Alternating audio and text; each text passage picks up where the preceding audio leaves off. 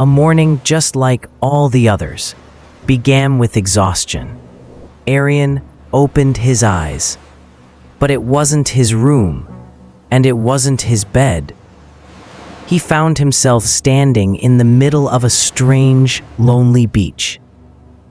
The sand was cold, the air was heavy, and above his head, a thick mass of black fog was swirling.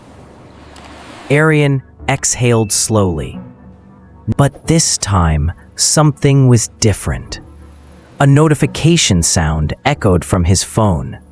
He picked it up confused. No signal. Inner world mode. Before he even had time to think, a voice rose from inside the fog. "You lost, kid. You always lose." Arian narrowed his eyes. Oh no, I know that voice. It was the same depressed, hopeless version of his mind, the one that whenever he was alone, would sting, suffocate, and mock him.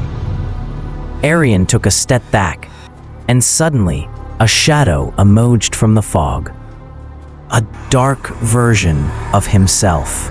His face was lifeless, his clothes pitch black, and his eyes drifting like smoke. The dark version spoke. "You can't even get out of your own bed." But the fog kept getting thicker with every step forward. His breathing began to close in.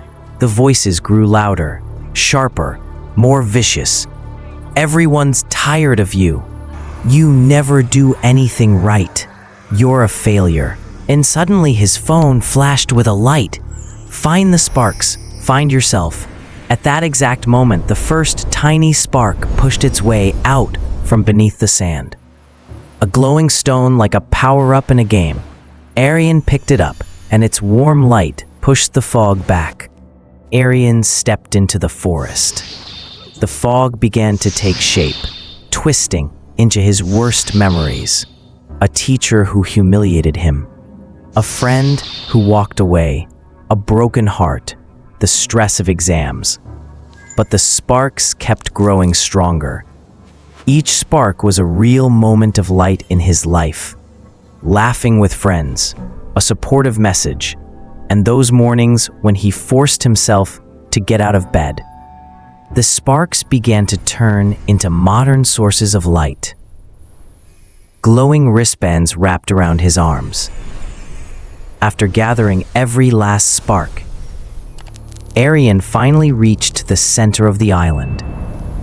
There stood a massive dead tree, its trunk wrapped tightly in the black cables of depression.